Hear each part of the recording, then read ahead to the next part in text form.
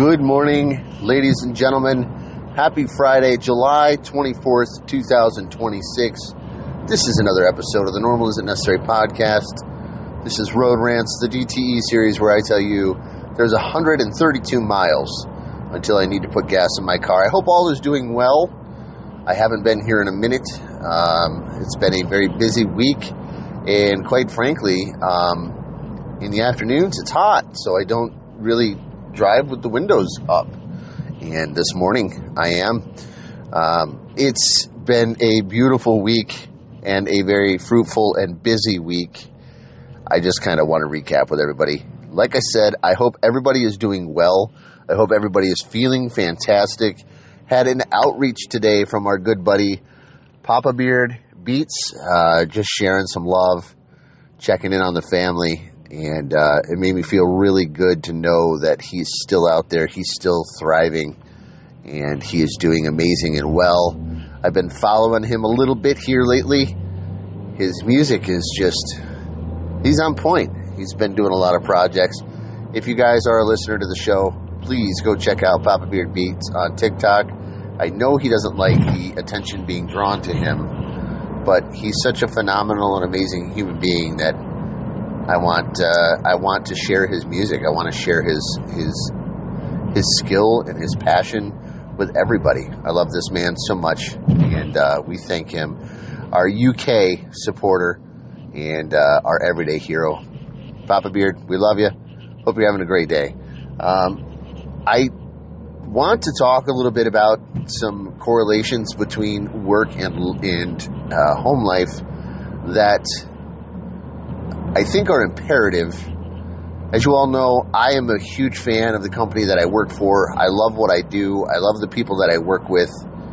And while there are a lot of frustrations in my day-to-day job, I tell myself consistently that you've had more good days than bad days. So we just push through. There are days where I get stressed out. It's visible. It's audible. You guys can tell, not necessarily the followers of the podcast, but my coworkers can see that there is a lot of stress that builds up and then it implodes, and then we're back to normal. And I try very, very hard not to allow that to happen, because at the end of the day, the company is going to survive whether I'm there or not. So my stress isn't worth the value of focus from my coworkers, my leadership. I get paid to do a job. I show up, I do my job, and I go home. Sometimes I vent about it, sometimes I don't, but I do try very hard not to put my foot in my mouth. And I try hard during the day, and I'm trying even harder now. And I think that the leadership shows that we can push through those things. Now, recently, we had a conversation about serving basics and service to our customers, etc. And one thing that really stood out to me, that really made me happy, that really made me think about the job and about my everyday life, was basically communicate. I mean, of course, we talk about communication here on the show, but allow the customer, allow the client, allow the coworker, the project manager to talk. Just listen to them, let them talk, let them get it all out. Try to pay attention to the key complaints during the conversation, and address them after they have taken the opportunity to express their concerns and express their issues. And I think that it's imperative. It doesn't matter what role you're in. If someone is confiding in you in confidence and having the conversation with you, it's because they trust you, first and foremost. And second of all, sometimes people just like to complain. Sometimes people just like to get it off their chest, air out their frustrations, and maybe there's a solution. And maybe you're not the right person to solve that problem for the person, whether it's, your coworker or your customer, client, whatever. But on the other side, maybe you are. Maybe you are the proper person. You just don't realize it. Maybe you can provide a solution to the issue in another way that this person can be satisfied in the resolve based on what you come up with, based on the experiences that you've had. Now, I'm going to pull away from work because I don't want it to seem like this is a work thing. I want this to explain to you how this correlates to day-to-day life. And I'm going to use my partner, my spouse, my running mate, my lover, my wife. Okay, many of you know who Dre is. She's our social media manager. She is our household manager, our scheduler, our maker of meals, our shopper of groceries. She's all of those things. And I do utilize my relationship with my spouse a lot in our podcast because it's relatable. There have been a lot of moments in our relationship where we've shut down on each other because we just don't have the mental capacity to accept or to focus on the conversation that we are having. And it's frustrating when that happens. However, it's either that or be rude to each other. Now, I will say this. We have our fair share of disagreements. We have our fair share of arguments. We have our fair share of silence as a result of those things. But we never completely shun each other. A lot of times what happens is in a conversation or an argument or a disagreement, what will happen after that disagreement occurs is a couple of hours or maybe a day go past, and we think about those things and we contemplate those things and we work through those things, and then we bring those things up in other conversations, and we work through them. Sometimes in the immediate conversation, it is not a good time to respond. Sometimes it's a good idea to just sit back and listen to frustrations. She does that with me a lot. I do that with her a lot. Sometimes it does turn into an argument or a disagreement. And sometimes it just turns into, I hear you, I know what you're saying, I agree with you, but I don't have an answer right now. Sometimes it turns into, anger or confusion or multiple feelings. You just got to put some time on. Now, in the working world, when these instances happen, sometimes we don't have the opportunity to answer those questions right then and there. And we have to just say, hey, you know what? Is it possible? Would it be okay? May I get back to you? Let me put some thought into this. Let me do some research. Let me think about some things, and I will get back to you. Now, recently had a situation where I had a coworker ask me to do something, and I was frustrated, but I jokingly responded in a way that kind of caught them off guard because of my even demeanor at work. And when I caught them off guard, they were kind of like, whoa. And I was like, oh, no. I was just goofing around. I was just goofing around. I was just being funny. Because I said, no, I'm not going to do that.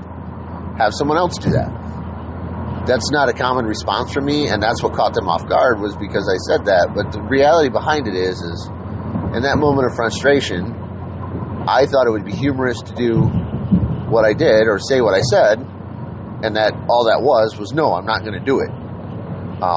But then a few moments later, I was like, yeah, I'll take care of it here in a little while.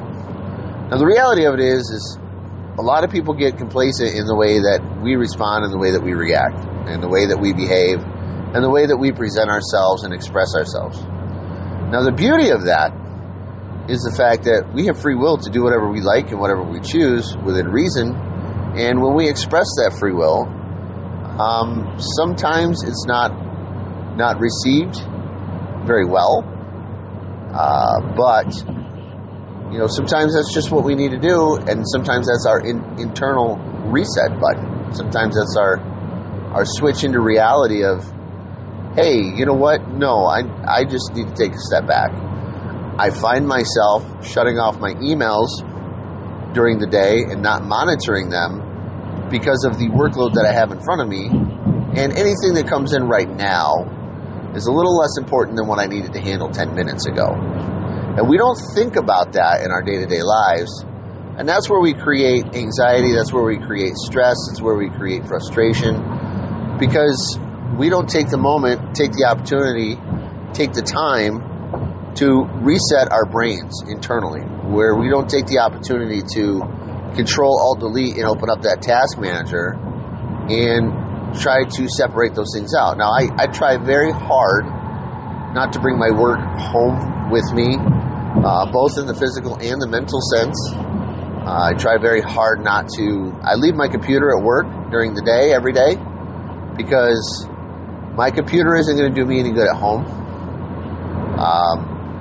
Because I know that as soon as I get home, I have to switch from working dad mode to at-home dad mode. And my partner has needs that need to be fulfilled after spending an entire day with the horde of children that we have. And my partner relies on me, my wife, my spouse, relies on me to take the time that I have given away from the home to come home and assist mentally with the preparations of the evening. Now, we have a pretty good routine going where I get home from work, she's preparing the meal for dinner. It's not her responsibility, but it's the arrangement that we have to where when I get home from work, I try to distract the children by spending time with them. It's not really a distraction. It's an opportunity for me to sit down and spend some time with them. Even if I'm just sitting on the couch, it takes the opportunity for my wife to decompress from all of the stresses that she's shouldered throughout the day and be able to focus on one task without her having to go crazy with her brain. Now, that being the case, it doesn't always happen. Almost nightly, I say 741 times, get out of the kitchen to the children while their mom's in there cooking dinner. Now, something that we don't understand is she is focusing on a task. She's trying to do something. And she's been doing it all day. And the kids don't realize they've had her attention all day. And all I thrive for is to have the kids' attention focused on me so that they're not bothering my partner. But at the same time, I want to sit there and take the moment to be a father, to spend some time with my kids. Now, when we don't take that time to focus on our children, I didn't have that opportunity in the past with my older kids because I was always busy. They didn't need me, so I figured, hey, I'm going to go out and I'm going to go do my thing. I'm going to go to school. I'm going to go to work. I'm going to go to the bar. I'm going to go hang out with my friends because my kids don't need me. Obviously, my other children now are at an age where they do need me. They need my influence. They need my likeness. They need my attention. They need to paint my fingernails and put on pretty dresses and spin and say, Dad, watch me. Dad, watch me. And I work very hard to give that attention, afford that attention to my kids. And a lot of that, like the increased amount of attention that I've given to them lately, is a result of me having conversations with myself that directly relate to what I'm saying right now. And that's, hey, your kids need you. Your kids want to spend time with you. Your kids want to show you goofy stuff. Pay attention to your children for a minute. Put the phone down, shut down, unplug. Let your kids entertain you instead of the internet entertaining you. And that is a conscious decision that I have made as a result of being a parent, as a result of spending my entire day listening to grown people complain and piss and moan and be grouchy about stuff. Because now my kids have the opportunity to piss and moan and complain and be grouchy about stuff. But in a world where you don't have things to bitch and moan and complain about, it's a perfect opportunity to just listen to their minuscule bitches, because in a child's world where they have no responsibilities, it's easier to understand their frustrations. Because as adults, those frustrations are monumental.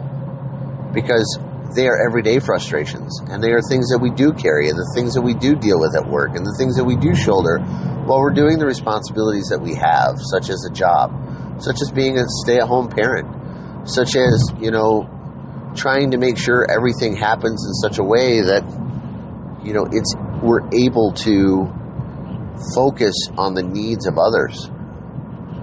Do we get enough time in ourselves individually to focus on ourselves? No, we don't. That's why the United States in particular, because I can't speak for other countries, but we're in a major mental health crisis here, and it's never going to go away. It's never going to go away because of socioeconomic conditions, because of behavioral conditions, because of lives that we've lived, because of behaviors and habits that we've picked up in the past. If we don't actively work to change those things, we're never going to have a solution. We're never going to be happy with the outcome of our day-to-day lives until we put that effort in and make that change and make that effort come to fruition and make those situations change. Take a moment to sit and listen to your spouse. Take a moment to sit and listen to your child. Last night I was rocking our 2-year-old. It was 11 o'clock at night, and I was frustrated. Bedtime was 2.5 hours ago, 8:30, 9 o'clock. We don't give our kids the melatonin anymore. We don't give our kids anything at bedtime because now we're trying to teach them to go to sleep naturally. And as a result of that, we have to wear them out during the day so they don't have that end of day energy and so that they can take a moment to decompress as well. But I was rocking my 2-year-old last night after hours of trying to put her to sleep. And I was frustrated for a moment. I was mad that I wasn't asleep yet. I was mad because there were things that I wanted to do, like close my eyes and spend some time and have a conversation with my wife and, watch some garbage TV or doom scroll or whatever it was. And after my daughter finally fell asleep in my arms and I placed her in her bed, I walked back into the bedroom and said, I said, it frustrates me at bedtime at night because these kids don't go to bed. But on the other side of things, it dawned on me, someday I'm not going to have the opportunity to sit there and rock my 2-year-old anymore because now she's 3, because now she's 5, because now she's 18. Now she's walking down the aisle. Now she has my grandchild. Things that we take for granted, that we don't think about, those frustrations in the moment. We need to start understanding that those frustrations are just temporary, but the effects can be long-term. I hope this issue, I hope this statement finds you all well, and I hope that you take the opportunity to listen to things, to sit back and take in all of the things that are surrounding you. And until our paths cross, stay strong, stay focused, stay sober. Much love. We'll see you all soon.